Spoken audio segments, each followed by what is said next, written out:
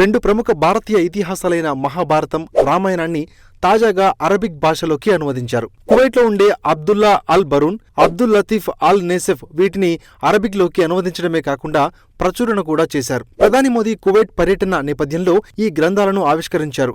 దీంతో వారిద్దరిని ప్రధాని మోదీ ప్రశంసించారు. మహాభారతం, రామాయణం అరబిక్ వెర్షన్లపై సంతకం చేశారు. వీటిని చూస్తుంటే చాలా సంతోషంగా అనిపిస్తుందని మోదీ అన్నారు. ఈ రెండు మహాకావ్యాలను అరబిక్ లోకి అనువదించాలన్న రచయితల చొరవ ప్రపంచవ్యాప్తంగా భారతీయ సంస్కృతికి ఉన్న ప్రజాదరణకు అద్దం పడుతుందని చెప్పారు. 2024 అక్టోబర్ మన్ కీ బాత్ రేడియో ప్రసంగంలోనూ మోదీ వీరిద్దరి కృషిని ప్రస్తావించారు. ఈ రెండు రచనలు కేవలం అనువాదాలు మాత్రమే కాదు, రెండు గొప్ప సంస్కృతుల మధ్య వారధులు.